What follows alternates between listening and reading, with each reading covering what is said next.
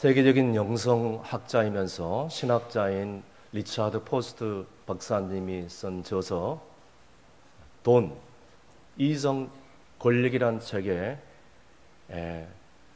목회자가 교회 강대상에서 돈, 성, 권력이란 이 세 가지를 얘기하면 세속적이라고 불리울 수밖에 없다. 하지만 이 세상을 살아가는 모든 인간은 이 세 가지를 빼고서는 단 하루도 떠나 살 수 없는 그런 세상이다라고 이 책에서 밝히고 있습니다. 여러분, 예수님께서도 이 산상수훈 마태복음 말씀에서도 38가지에 대해서 비유 설교를 하면서 그 중에 이 물질에 관한 설교를 16번이나 강조를 했습니다. 그러니까 천국과 지옥에 관한 설교보다는 이 물질에 관한 비유의 말씀을 더 비중을 뒀던 것입니다.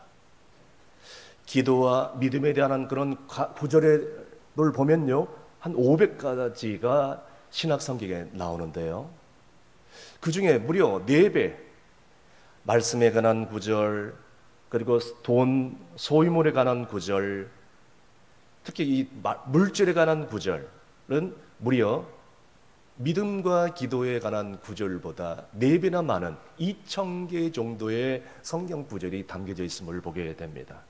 자, 이것만 보더라도 우리 주님께서 돈에 대한 성경적 가르침이 얼마나 중요한지를 우리에게 강조를 해주고 있는 것입니다. 뿐만 아니라 유대인의 탈무드에는 이런 명언이 기록되고 있습니다. 물질을 잘 다루시면 그래야 하면 축복이 될 것이나, 만약에 물질을 잘 다루시지 않는다면 그 사람은 잔인한 폭군이 될 것이다. 참으로 의미심장한 그런 말씀이지 않겠습니까? 사랑하는 성도 여러분, 그런 의미에서 볼 때 진정한 영적인 부자가 누구일까요? 하나님 보시기에 정말 저 사람은 부자다라고 얘기할 수 있는 그런 사람은 누구일까요? 하나님, 나의 모든 소유가 하나님의 것입니다. 주여, 정말 내 모든 물질 내 것이 아니라 하나님께 다 속겠습니다 라고 고백하는 자가 진정한 영적 부자가 아닐까, 그런 생각이 드는 겁니다. 자, 그래서 오늘 내가 살아오면서 정말 내가 하나님의 은혜에 감사하면서 하나님의 그 감격 가운데, 그러면 어떻게 영적인 부자로 살 수 있을까? 앞으로 그렇게 살아갈 수 있을까? 그래서 하나님의 복을, 하나님께서 주시는 놀라운 은혜를 누릴 수 있을까? 오늘 성경을 통해서 우리는 상고하고자 합니다. 먼저 본문 19절 말씀입니다. 다 함께 읽습니다. 너희를 위하여 보물을 땅에 쌓아두지 말라. 거기는 좀과 동록이 하며 도둑이 구멍을 뚫고 도둑질하느니라. 아멘. 여러분, 이 말씀은 이 땅에 살아가면서 저금하지 말라는 뜻이 아닙니다. 여러분, 이 말씀은 이 땅에 살아가면서 우리가 땀 흘려 수고한 것 모으지 말라는 뜻이 아닙니다. 무슨 말씀이냐? 자신의 욕심을 위해서, 자기의 이기적인 욕망을 위해서 그 돈을 소비하지 말라. 그 물질을 자기 자신을 위해서 쌓아두지 말라는 지금 말씀입니다. 여러분, 이것은요, 가만히 보면 하나님을 위한 것이 아니라 나 자신을 위한 말씀입니다. 방금 우리가 읽은 저 말씀처럼 여러분, 이 땅은 좀이 쓸고요, 동록이 쓸기도, 녹이 쓸기도 하고 도둑이 와서 또 다 훔쳐갈 수 있기 때문이에요. 다시 말씀드려서 우리가 사는 이 세상, 또 우리가 지금 수고한 모든 재물 어느 한순간에 갑자기 다 잃어버리고 사라질 수밖에 없기 때문입니다. 그래서 이 말씀을 강조하고 있습니다. 그럼에도 불구하고 인간의 욕심은 한도 끝도 없고요, 이 물질의 욕심으로 인하여서 자기 자신만 불행할 뿐만 아니라 주변 사람들이 다 어려움을 당하고 끝내 파멸의 구렁텅이에 빠질 수밖에 없는 것입니다. 그래서 우리가 잘 알다시피 돈에 울고 돈에 웃고, 돈 때문에 사람 미쳐버리고, 돈 때문에 싸우고, 심지어는 교회 다니는 사람들이 돈 때문에 시험 들어가지고 교회를 뛰쳐나가 버리고 불신자들처럼 똑같이 살아가는 사람들을 우리는 종종 볼 수가 있지 않겠습니까? 그런데요, 여기서 우리가 기억하게 될 것은, 우리가 나름대로 최선을 다하여 일을 하고 수고해서 내 뜻대로 뭔가를 정말 물질을 모아보겠다, 우리 뜻대로 되든가요? 우리가 계획한 대로 되든가요? 안 되는 게 우리가 사는 세상이지 않겠습니까? 아무리 우리가 애쓰고 모아도 내 뜻대로 안 되는 게 이 세상에, 갑자기 병에 걸리거나, 갑자기 사고를 당하거나, 갑자기 보이스피싱 같은 사기를 당하거나, 심지어는요, 빚보증 잘못 사가지고 교인이 교회를 떠나게 되고, 시험에 들어가지고 신앙도 다 잊어버리는 그런 경우가 있습니다. 저는 이런 성도들을 바라보면서 너무너무 안타까운 것이, 그런 물질을 가지고 주의 일을 위해서 썼다면, 하나님의 영광을 위하여 하나님 나라 확장을 위해서 썼다면 얼마나 자기 자신에게도 복이 되고 덕을 세우고 주변 사람들이 정말 존경을 받고 자기 자신뿐만 아니라 후손들에게 얼마나 축복이 되지 않을까, 저는 그런 생각을 해보는 거예요. 그래서 디모데전서 6장 9절에서 10절까지 뭐라고 경고하고 있습니까? 다 함께 읽습니다. 부하려 하는 자들은 시험과 올무와 여러 가지 어리석고 해로운 욕심에 떨어지나니 곧 사람으로 파멸과 멸망에 빠지게 하는 것이라. 아멘. 제가 아는 어떤 부흥 강사 목사님께서 저기 이 전라도 지역의 어느 교회 부흥 집회를 하러 갔을 때 만난 장로님 얘기입니다. 이 장로님이 예수를 믿기 전에 얼마나 술, 담배를 많이 했는지 그냥 간이 다 망가져 버렸어요. 할 수 없이 이식 수술을 할 수밖에 없었어요. 누군가가 이식을 해 줘야 되는 거예요. 가족이 됐든 타인이 됐든. 그런데 의사 선생님 얘기하기를 이식 수술을 받아도 정상적인 생활을 할 가능성이 너무 희박하다는 진단 결과를 내립니다. 한마디로 수술해도 오래 살 가능성이 없다는 것입니다. 이때 이 장로님 마음 가운데 주님의 감동이 왔어요. 하나님, 제가 어떻게 하면 좋겠습니까? 김장로야, 내가 가지고 있는 모든 것, 네가 가지고 있는 재산, 죽으면 무슨 소용이 있겠느냐? 이 재산 다 내 앞에 주저하지 말고 미련 없이 다 바치면 좋지 않겠느냐? 그리고 너의 마음이 우선 내 앞에서 회복되어지기를, 치유되기를 간절히 원한다. 그런 마음을 간절히 주시는 것. 그 얘기를, 그 마음의 감동을 듣고 그 장로님이 깨달은 것이, 주여, 내가 왜 이거 진짜 그것을 깨닫지 못했을까요? 왜 내가 지금까지 60만을 위해서 살아왔을까요? 왜 내가 너무나도 이기적인 삶을 살아왔을까요? 통회하고 차보겠습니다. 주님이 주시는 감동을 받아서 그 이후에 자기 소유의 수십만 평의 땅, 시가로 수백억의 그 땅 값을 자기가 섬기는 교회에 바로 기증해 버립니다. 이후에 이식수술을 했는데요, 아주 이식수술이 잘 돼가지고 지금도 제2의 인생을 살고 있어요. 이분이 이렇게 고백합니다. 저는 죽음에서 다시 살아났습니다. 저는 이 땅에 아무런 미련이 없습니다. 어리석게 지금까지 살아왔습니다. 하나님께서 나에게 이런 물질을 주어서 하나님의 영광을 위하여 주의 일을 하는데 쓰라고 내게 주셨는데 내가 지금까지 그것을 깨닫지 못했습니다. 저는 지금 죽어도 한이 없습니다. 저는 지금 60만 다시 산 것이 아니라 영적으로 다시 새롭게 태어났습니다.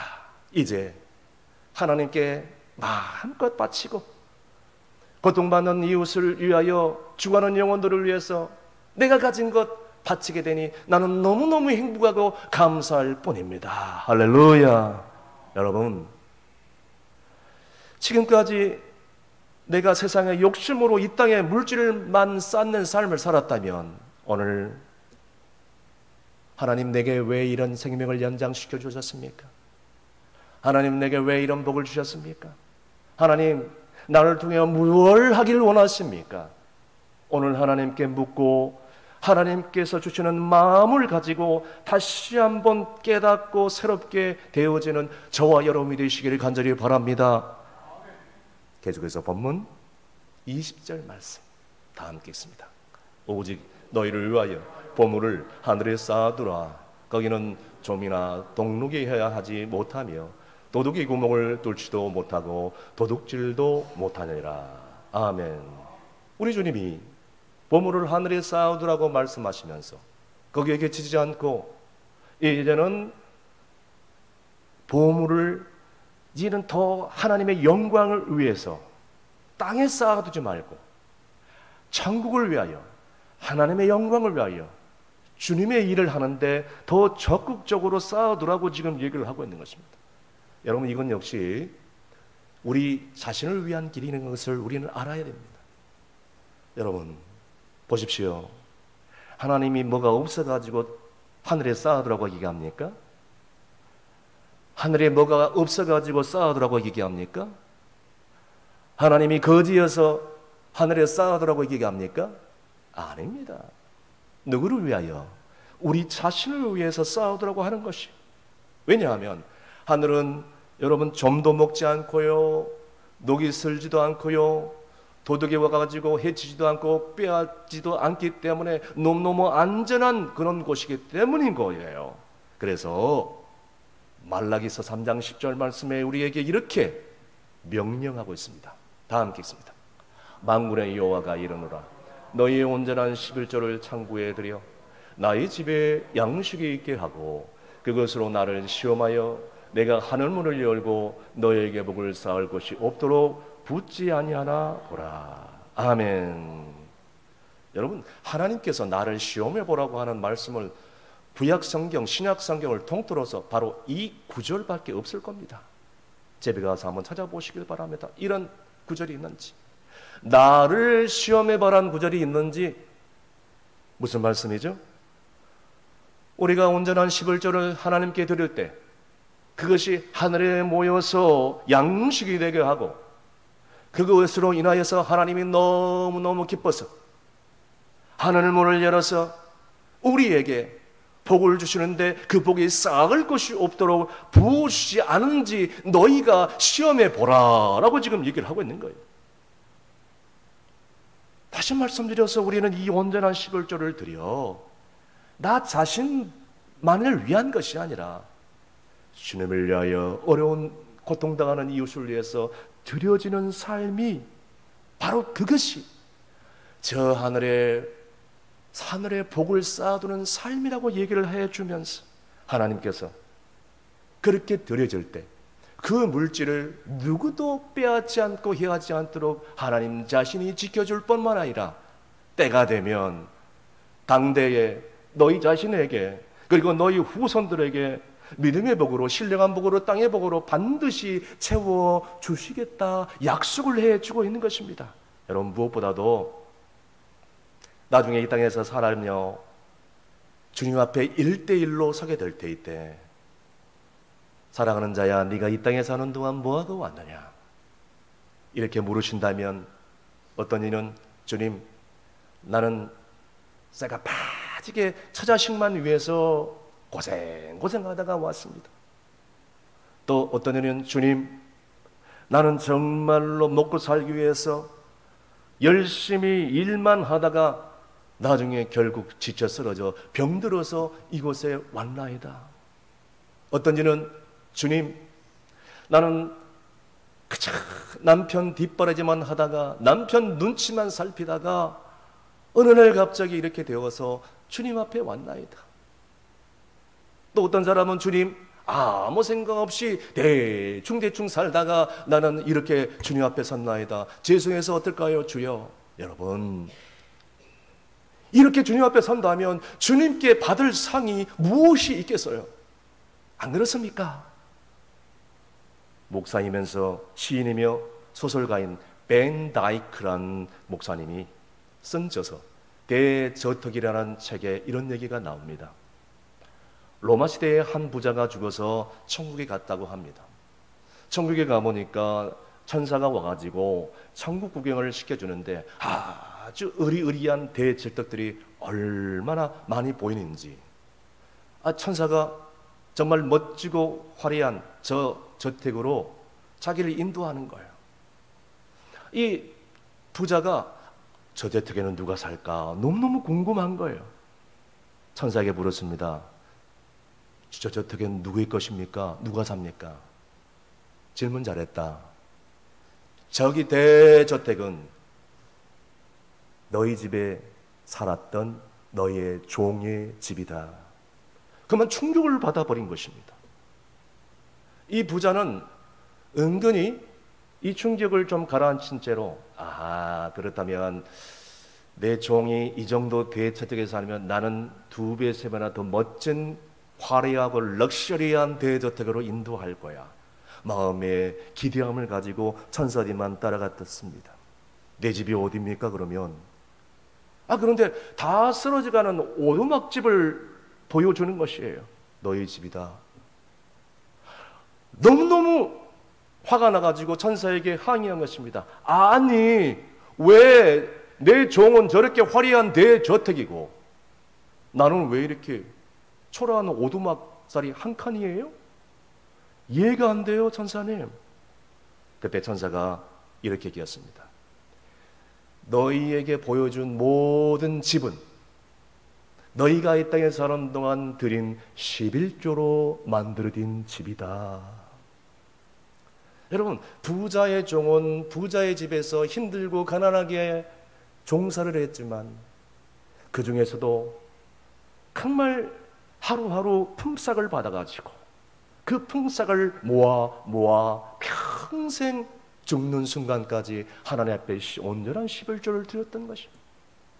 그런데 이 부자는 그저 너무나도 교만하고 어리석기 때문에 수입이 어느 정도 있다, 온전한 11조 드리지 않고 그저 그냥 11조도 드리지 않고 주정헌금 겨우 드릴 정도로 순간순간 겨우겨우 이 수입이 있을 때만 종종 드렸던 종이었어. 사람이었어. 이러니 하늘에 무슨 상관이 있겠어요? 안 그래요? 사랑하는 성도 여러분, 이제는 우리가 이 땅에 사는 동안 온전한 11조를 드려서 정말 우리가 가진 물질이 주님을 위하여, 고통당하는 이웃을 위하여 정말 드려줄 때에 그것이 바로 우리가 하늘의 보물을 쌓는 상급이 되고 하나님께서 기뻐 받아주셔서 이 땅에 우리가 사는 동안 여러분, 우리가 당대의 복을 누릴 뿐만 아니라 잠시 잠깐 우리가 저 하늘나라에 가게 될 때 우리 자자손손대대로 하늘의 상급으로, 멸관으로 반드시 분명히 갚아주실 줄로 믿습니다. 마지막으로 본문 21절 말씀 다 함께 읽습니다. 내 보물이 있는 그곳에는 내 마음이 있느니라. 다시 한번 읽습니다. 시작. 내 보물이 있는 그곳에는 내 마음도 있느니라. 아멘. 여러분 마음은 어디 있습니까? 오늘 예배 자리에 오면서 지금 여러분 마음은 어디 있습니까? 하나님은 아시겠죠? 내 마음이 여전히 땅에 있다면 여러분 세상적인 그런 마음으로 가득 차게 될 것이에요. 내 마음이, 내가 드리는 보물이 땅에 쌓고 땅에 있으면 우리의 마음은 여전히 땅에 있고요. 내가 드리는 보물, 내가 드리는 재물이 하늘에 쌓이면 우리의 마음은 어디 있는 겁니까? 하늘에 있는 거예요. 우리의 믿음도, 우리의 소망도, 우리의 사랑도 마찬가지라는 것입니다. 그렇습니다.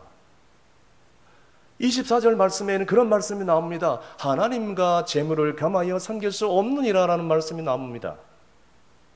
어떤 성도들은 하나님도 섬기고 재물도 섬기고 하나님도 예배하고 세상 헛된 신도 예배하고, 여러분 그럴 수 없습니다.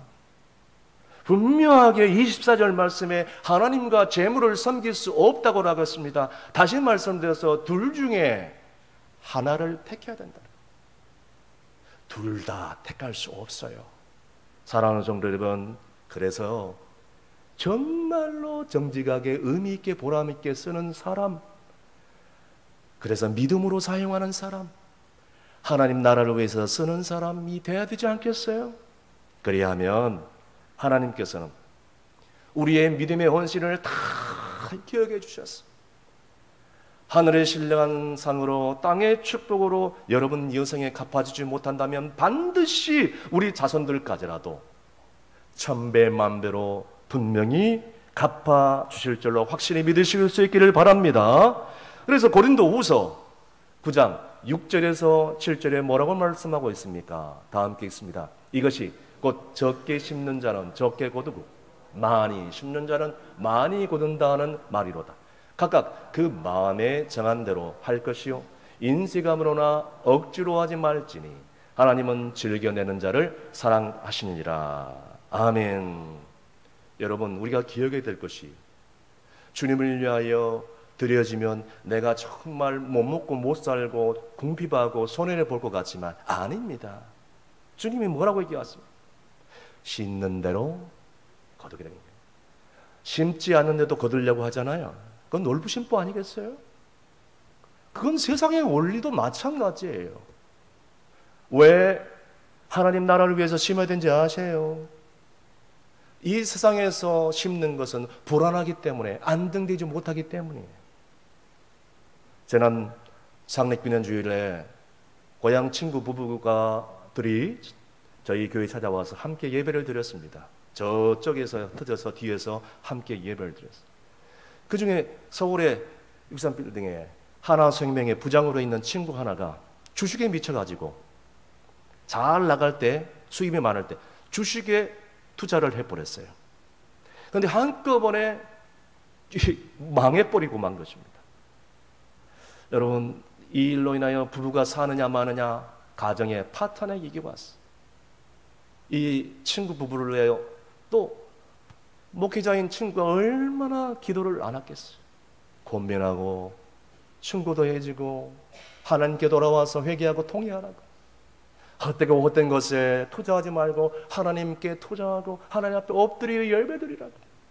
그러면 하나님께서 회복시켜 주실지 누가 아느냐고.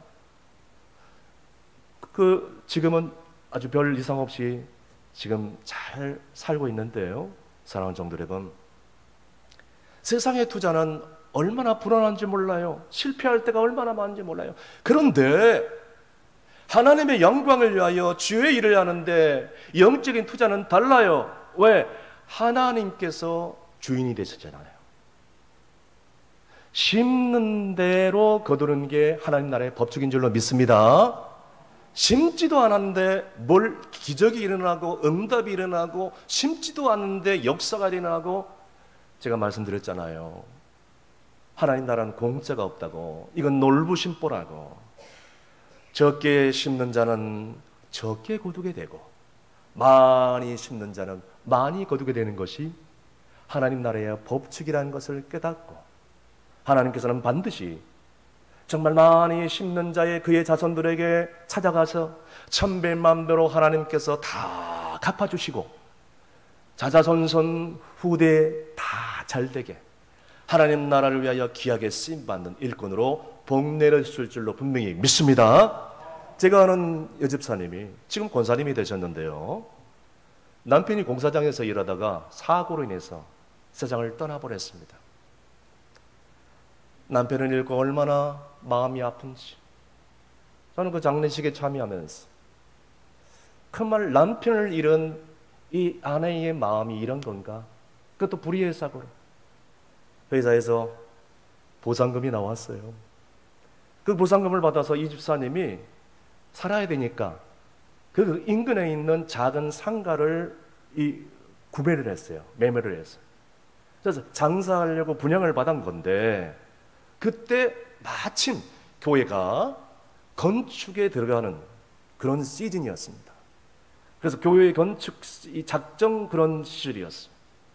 교회 건축을 한다니까 이 집사님이 마음에 감동을 받았는지 분양받은 그 상가를 다 헌물로 건축원금으로 드리겠다고 봉투를 하나 가지고 담임 목사님에게 찾아와 본 거예요.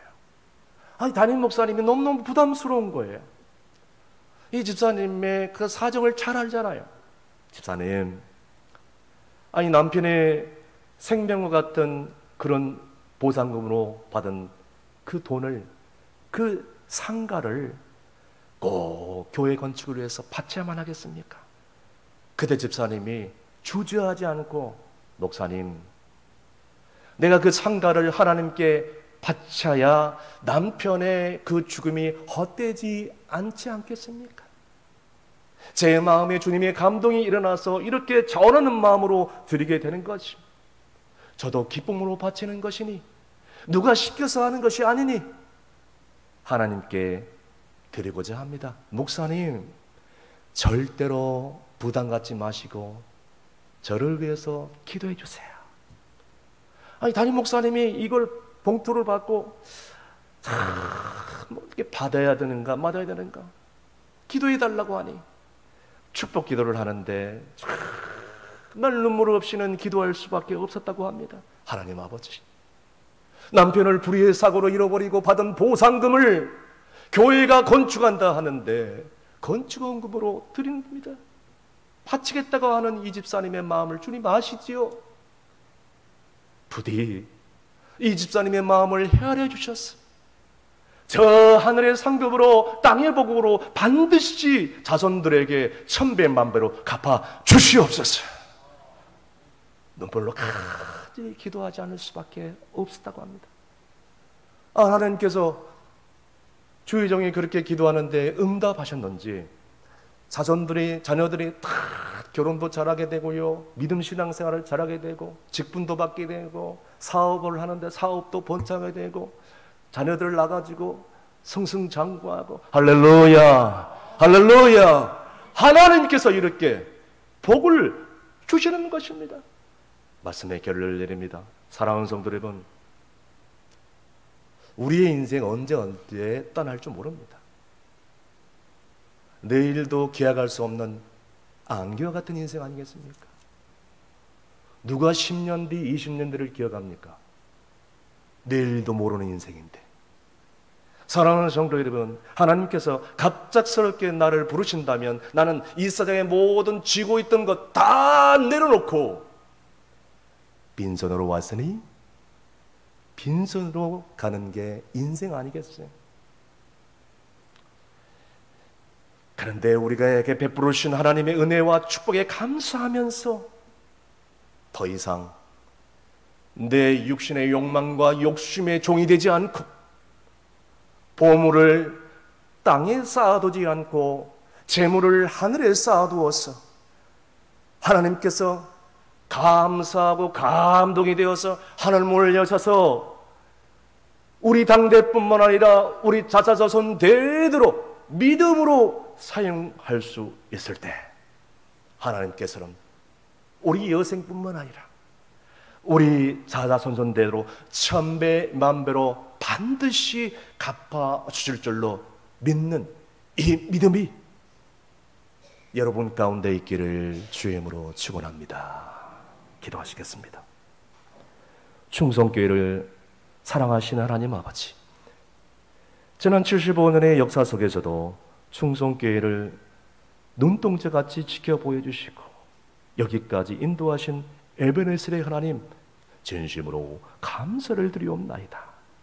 지금까지 저희들의 생명을 지켜주시고 건강 붙잡아 주시고 우리의 모든 삶의 때때로 풍성한 것들을 채워주셨는데 우리는 그것에 감사하지 못했음을 이 시간에 고백하오니 주여 용서하여 주시옵소서. 이제라도 남은 생에 저희 몸과 마음과 물질을 내 욕망을 위해서 사용하는 것이 아니라 하나님께서 기뻐하는 곳에 들여서 우리 충성교회가 이제는 미래를 준비하고 다음 세대를 살리고 노인 복지 선교를 위하여 귀하게 준비되며 쓰임받도록 역사하여 주시옵소서. 그래서 충성교회를 통해서 이 지역의 수많은 영혼들이 구원받고 행복한 신앙생활을 할 수 있도록 역사하여 주시옵소서. 뿐만 아니라 자원에서 드리는 마음 꼭 기억해 주셔서 자손대대로 천배 만배로 분명히 축복해 주실 줄로 믿사오며 예수님의 이름으로 기도합나이다. 아멘.